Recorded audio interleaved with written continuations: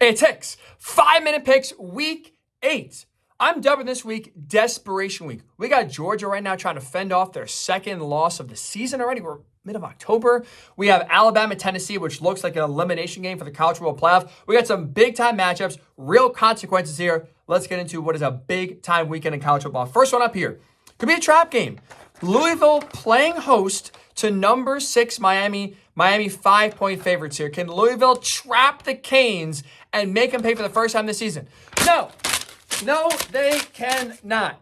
Louisville cannot get it done. Here's why it's not a trap game. Here's why Miami wins. Number one, they have a bye, or coming off the bye, I should say. That is huge because they played some really sloppy football against Vatek and Cal the last few weeks. Bye week resets everything, gets you more focused, clean up some of the sloppy play. I think they come out focused and energized here on the road early kick. That's number one. Number two, why this is not going to be a trap game, is because Cam Ward's too good. Like, period, stop. He is too good for Louisville to overcome and win this game.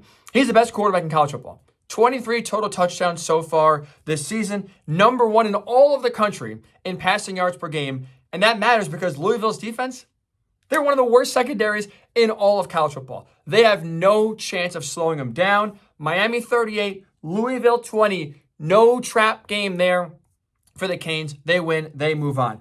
Let's talk about the best story so far in college football. The 16th ranked Indiana Hoosiers. They're hosting Nebraska Saturday. Big noon kickoff will be there. Will this little engine that could continue their great story? Yes, they will. Yes, they will. Indiana, they're 6.5-point favorites. They win and they cover. Look, they're 6-0 this year.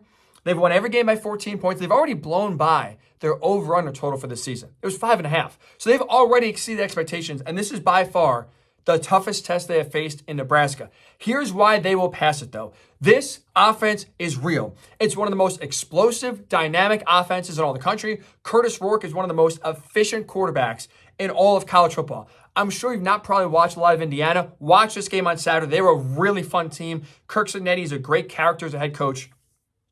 Nebraska will keep this close. Their defense, again, is really good. I like the Indiana 24-20 at home. They win, but Nebraska does cover the 6.5-point spread. Let's stick in the Big Ten. Michigan, number 24. They're 3-point road favorites. And number 22, Illinois. What I'm about to say may shock you here. And that is the fact that Illinois has one of the best passing offenses in college football. And for that reason, give me the Illini. They continue to send Michigan down the dumpster this season. Like I said, if you haven't watched Illini football, that will probably come as a shock. But Luke Altmaier, their quarterback, has been tremendous this season. Tremendous. 14 touchdowns, just 1 interception. He's one of the highest rated quarterbacks in the Big Ten. And why that matters is because Michigan's defense, their pass defense specifically this year, 110th in the country in terms of passing yards per game. Stinky. They can't stop anybody.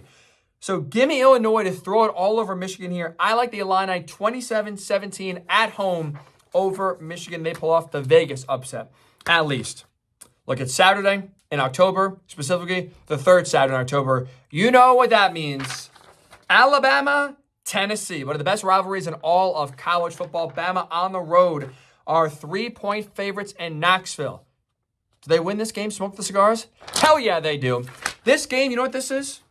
This is an unstoppable object meets an immovable force. Bama's defense, stinks right now. Equally stinky, Tennessee's offense. And so in this game, I actually trust Bama's defense more than I trust the Vols offense, even though they're at home. I know it's crazy to say, but that's the reality. Nico Iamaleava has really struggled in SEC play. Last 3 games, he has just 1 total touchdown and has been held under 200 yards passing in each of those 3 games. So while Bama's defense has been letting everybody score, I think they actually put the clamps on the Vols offense here, and they win. You know the old saying, right? Smoke them if you got them. Bama smoking them on Saturday. Give me the Tide 23-17. Kalen DeBoer, enjoy your first victory cigar. Finally here, the biggest one of the weekend. Number 5, Georgia. On the road at number 1, Texas. Horns, 4-point favorites. I got to invoke Lee Corso here. Get a little headgear prediction into this one. Do you know what I'm picking? That's right. Give me the Longhorns. Give me that. Georgia gets shredded.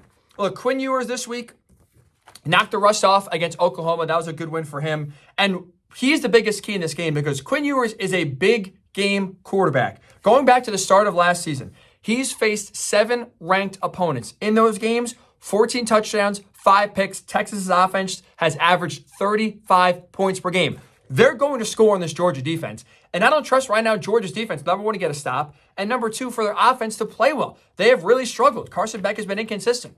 So give me the Horns at home, 31-23. They hand Georgia their second loss of the season. Enjoy what's going to be a great weekend in college football.